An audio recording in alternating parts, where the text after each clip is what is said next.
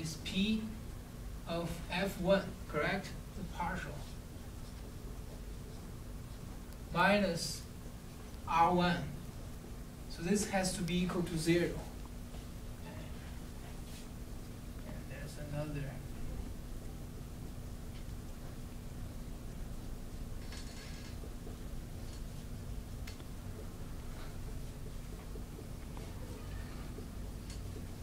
This has to be equal to 0. Okay? So look at here. This is just two equations with two unknowns, x1, x2. I can solve for x and x1 and x2. Okay? To get my x1 here. X1 depends on what? P, of course. R1, R2, because I have solved them simultaneously. So this is a function of P, R1, R2. Okay. X2, D2, P.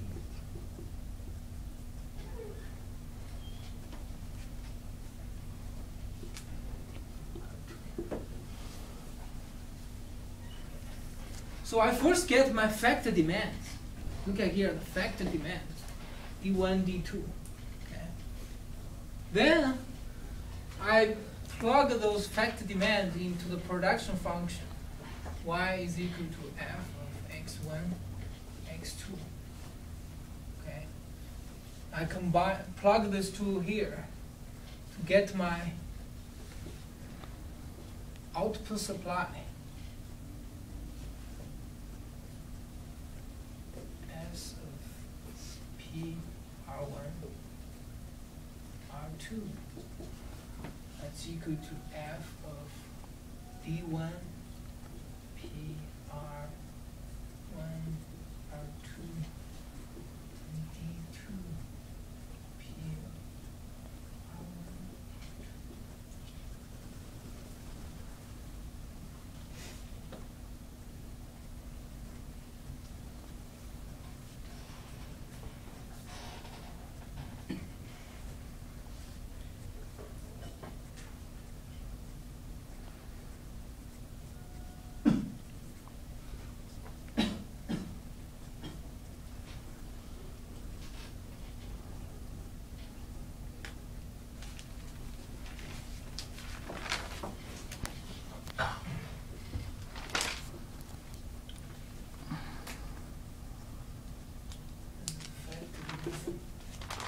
And this is output supply.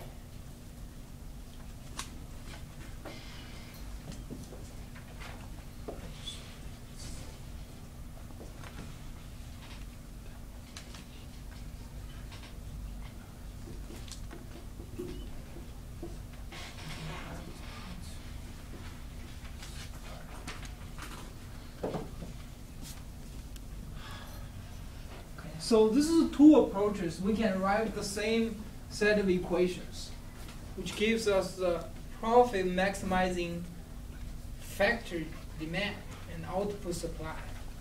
Okay.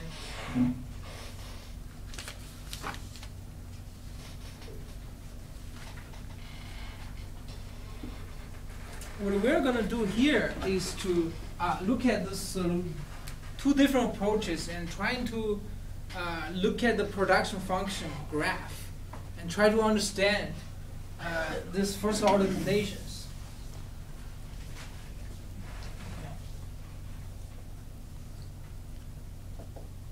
X1. This is a two-factor production function. Y.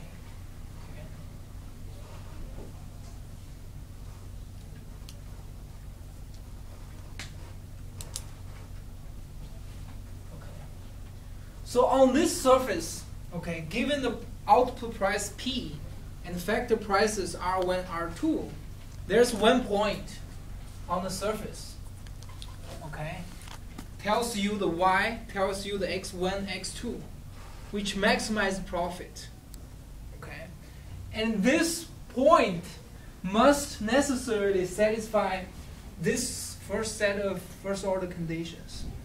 and this the same, because we get the same solution, taking different approaches. Okay.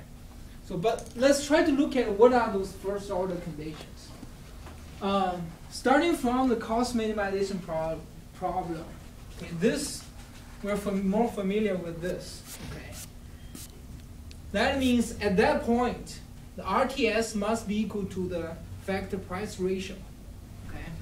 So I'm gonna look at here. I'm gonna slice. Use a knife. Imagine I use a knife, cut through this surface. Okay, horizontally move in. So I generate a isoquant. Okay. So I put the isoquant here. X1, X2. So let me call this point, let's call this A. That's the optimal point. So A is here now. So this first order condition basically says, okay, R1, R2, negative R1 must be equal to RTS. Okay. That's the geometric interpretation of this condition. Okay.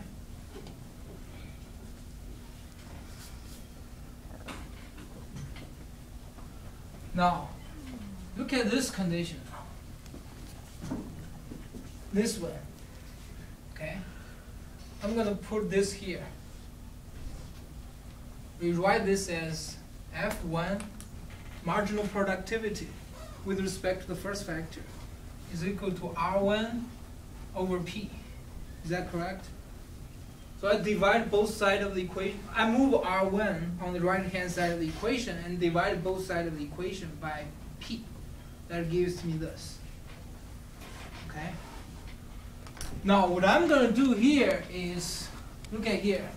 I used another knife to cut through the surface.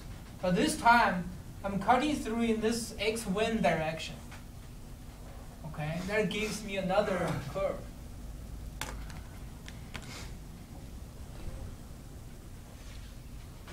In other words, I'm holding x2 as constant at this point. I generate a relation between y and x1. So there's a curve. I'm going to put it here.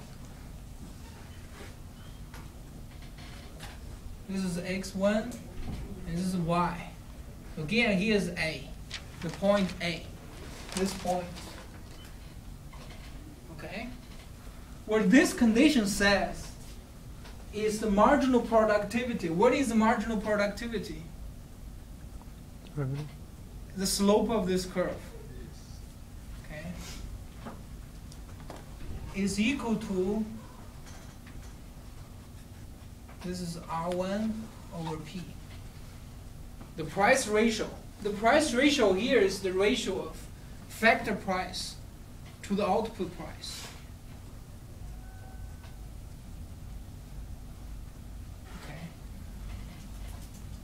Now,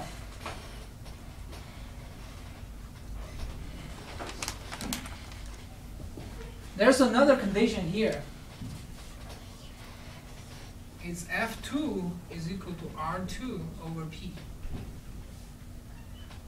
Okay? Let me do the same kind of restricting the surface along this line. Now I hold x1 as a constant. So I generate another curve here. Okay. And the slope of this curve is the marginal. It is a marginal productivity with respect to the second factor, because I'm holding x1 as constant. Okay. So y, x2. So there's another curve. And again, this is A. The same A here must has the following property, where the slope of this curve, the slope of this curve is equal to the factor price divided by output price.